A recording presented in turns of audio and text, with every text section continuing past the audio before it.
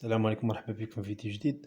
بالنسبة للفيديو ديال اليوم غنطلقوا من التصحيح ديال الدالة امتحان نموذج تجريبي 2020.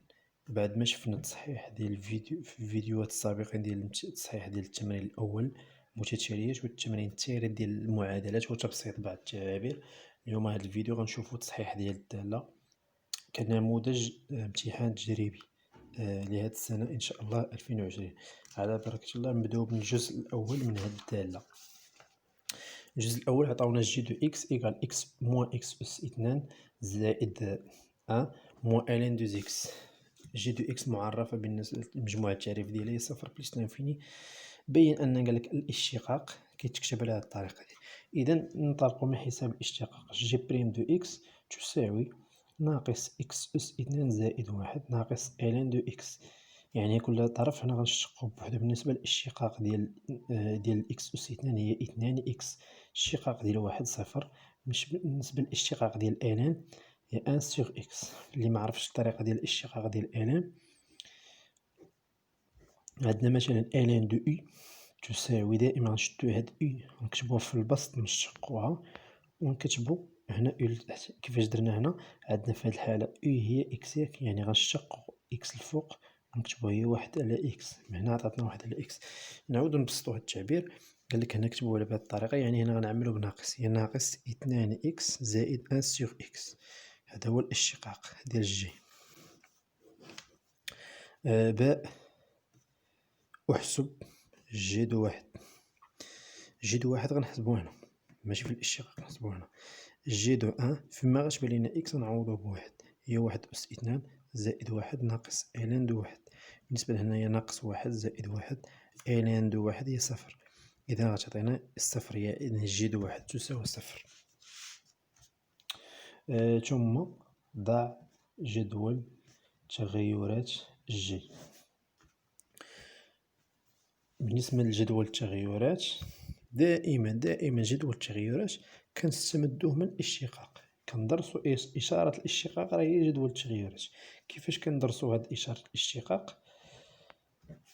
ننطلقو كيفما كتلاحظو أن هادي نقدرو نقادوها، نقدرو نوحدو المقام هنا باش نقادو أكثر. هي 2 إكس أس 2 زائد واحد سيغ إكس ياك.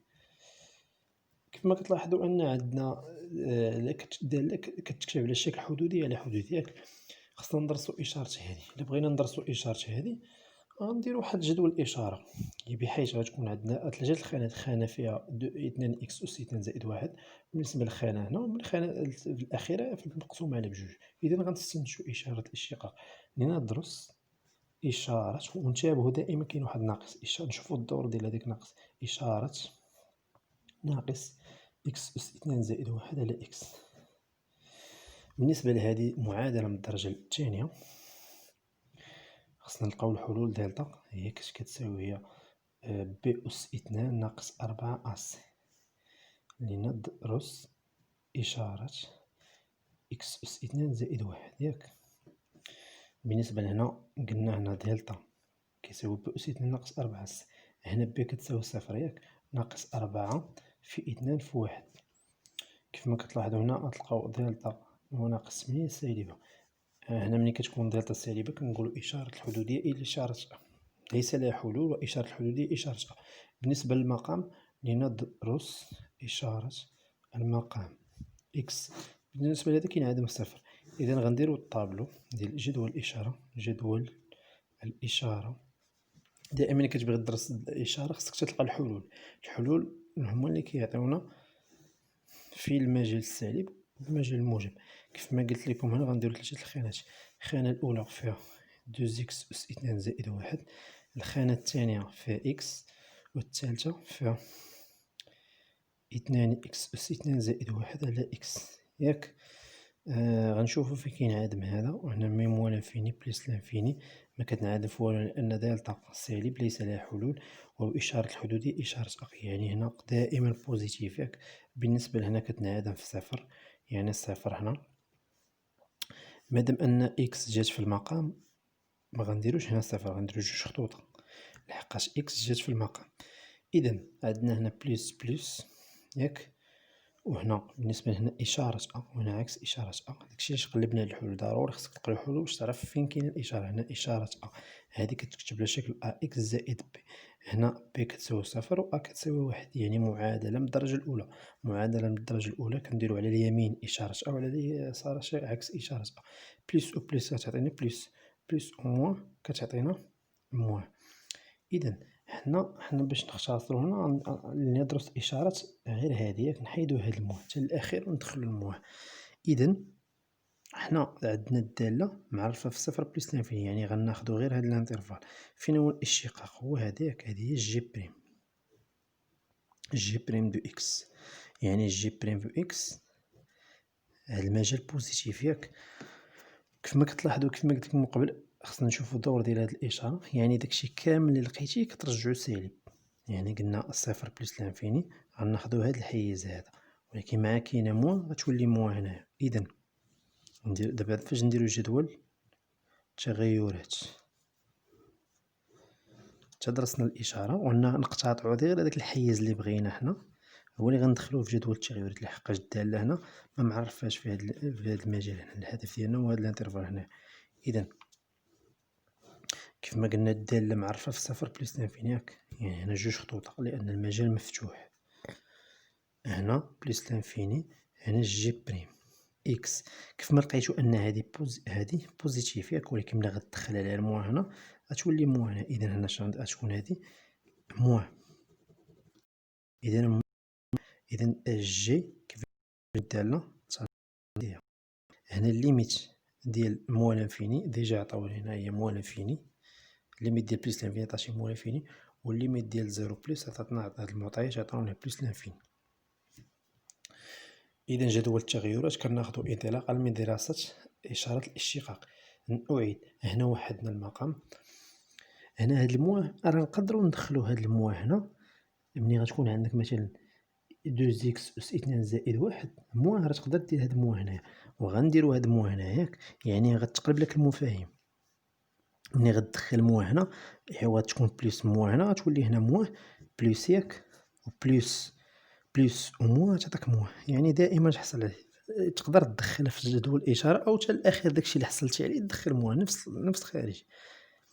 المهم حنا إلا درنا موان إكس غتعطيك هنا بالنسبة هنا إشارة هنا إشارة هنا عكس إشارة بالنسبة هنا سالبة، يعني موان بليس وموان كتعطيك موان ياك، وبليس كتعطيك بليس.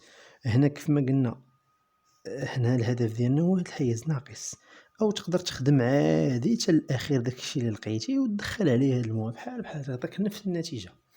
إذا الدالة تناقصية. هما زادو لنا هاد التعريف هذا جي دو واحد كتساوي صفر، يعني إلا درنا هنا صفر وهنا واحد كتنعدم لينا هادي ياك صفر، الصورة ديالو هي صفر.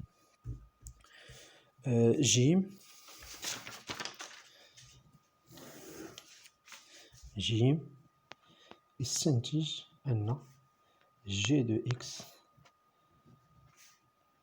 سالبة موجبة عفوا لكل إكس كتنتمي للمجال صفر واحد. نبرهنو على هادي، ننطلقو من هاد المجال اللي عندنا لدينا إكس كتنتمي لهاد المجال اللي هو صفر واحد، يعني نقدرو نقولو نرسم لكم واحد المستقيم هنا باش تعرفو التأطير ديال هاد المجال. إكس كاينة في هاد المجال، يعني هاد العناصر اللي كاينين هنا كبر من صفر وصغر من واحد، وبالنسبة لواحد أو تساوي، يعني إكس أصغر من أو تساوي واحد ياك. مزيان، الهدف ديالنا حنا بغينا ندخلو جي الصورة هنا جي وندخلو الصورة هنايا ونشوفو هاد الرمز واش غيتقلب ولا غيبقى نفسو. سبق لينا قلنا في الفيديوهات السابقين إلا بغيت ندخل هنا الصورة هنا والصورة هنا ندير تذكير. لدينا أصغر من بي إذا كانت جي دالة تناقصية فإن جي دو غتولي كبر من جي دو بي ياك، هادي خاصية اللي غتولي تخدمو بها. لدينا إذا كانت أصغر من بي إذا كانت جي دالة تزايدية فإن جي دو غتبقى دائما إلا كانت أو تساوي ماشي مشكل. المهم البرانسيب واضح، دائما إلا كانت عندنا جي دو كبر من جي دو أصغر من بي الصورة ديال أ غتبقى دائما الصورة ديال ب، ولكن إلا كانت الدالة التزايدية هنا أ أصغر من ب الدالة التناقصية كيتقلب الرمز. داكشي اللي غنطبقو هنايا كيف ما قلنا انطلقنا من هنايا لدينا إكس أصغر من تساوي واحد، وبما أن جي دالة، نرجعو نشوفو هاد جي كيفاش دايرة هاد الدالة بالنسبة لواحد صفر واحد، ياك هذا هو المجال ديال صفر واحد، الدالة كيفاش دايرة تناقصية على هاد المجال، خاصها تكون على داك تكون هاد المجال اللي هنا يكون ضمن هداك المجال اللي الدالة فيه تناقصية، كما كتلاحظ أن صفر واحد دالة تناقصية، مفهوم؟ إذا جي دالة تناقصية، إذا ملي غندخل الجي هنا وندخل هنا الجي غيتقلب الرمز جي دو إكس جي دو واحد. ديجا هما قالوا لنا طلبوا منا نحسبو جي دو واحد، غنديرو جي دو إكس أصغر من صفر لأن جي دو واحد كتساوي صفر. غنديرو دابا نفس السؤال استنتج أن، هنا عطاونا قطعا غنديرو هنا قطعا هنا نفس الشيء قطعا. نفس السؤال هنا قالك و جي سالبة على المجال، يعني نورمالمون في السؤال خصهم يديرو هنا أو تساوي، هنا خصهم يديرو هنا أو تساوي، غلطو خاصها حيت لحقاش تقدر تجي تساوي صفر في هاد القيمة، ياك خاصها تكون حيت ملي كيكون المجال مغلوق جي تقدر تساوي هاد القيمة، ياك ولا ساوات هاد القيمة راه تقدر تكون كتساوي صفر، يعني هنا هما غلطو خصهم يديرو ماشي قطعا تقدر تساوي صفر في ديك النقطة ماشي مشكل. المهم البرانسيپ ولا خصكم تعرفو هذا، إلا كانت تناقصية كيتقلب الرمز، إلا كانت تزايدية غيبقى نفسو.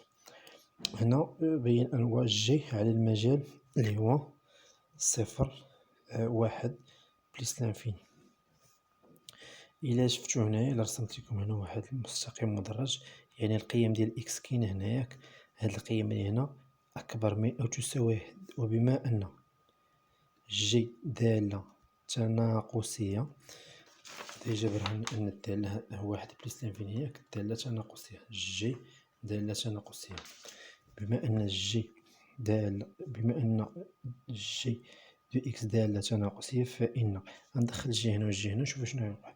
جي دو واحد جي دو إكس كيفما قلتلكم الرمز مكيتقلبش في التناقصية، أي بالنسبة لجي دو واحد هي صفر، وهنا جي دو إكس يعني هنا برهنا على موجبة، يعني موجبة في هاد المجال سالبة في هاد المجال، هنا سالبة في هاد المجال وموجبة في هاد المجال، واخا هي تناقصية ولكن سالبة في واحد المجال. باش تفهمو أكثر إلا هاد القيم اللي كاينين هنا دابا هنا صفر، ياك صفر من هنا باش نفهمكم أكثر، هنا من صفر واحد إلا اش كتشوفو هاد القيم هنا الدالة موجبة، ومن هنا الدالة سالبة. هادشي غينفعنا في الجزء الثاني في الدالة. الجزء اثنان، نعتبر عطاونا اف دو اكس تساوي ناقص واحد على جوج اكس زائد تلاتة زائد الان دو اكس سور جوج اكس. أولا بين أن ليميت ديال اكس طونفير زيرو اف دو اكس كي هي موال انفيني، ثم أول نتيجة هندسية هنا زيرو بليس. نديرو تذكير ديال ليميت ديال عفوا ديال ليميت ديال زيرو، ليميت ديال اكس طونفير زيرو بليس ديال الان دو اكس هي هنا الان دو زيرو سور زيرو غتعطينا هي موال انفيني، ياك مزيان هي موال انفيني. لدينا نعوض هنا ليميت ديال اكس طونفير زيرو بليس اف دو اكس تساوي ليميت ديال اكس طون زيرو بليس ناقص واحد على جوج اكس زائد تلاتة زائد الان دو اكس سور دوز اكس.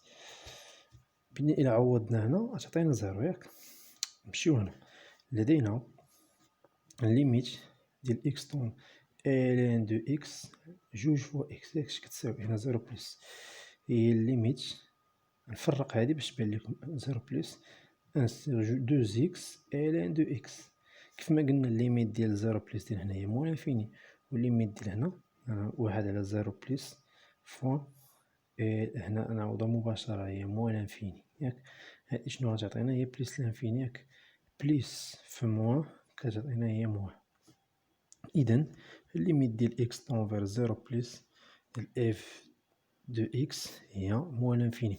بالنسبة هادي مقارب عمودي معادلته إكس كتساوي زيرو. نكملو في فيديو لاحق. شكرا على المتابعة.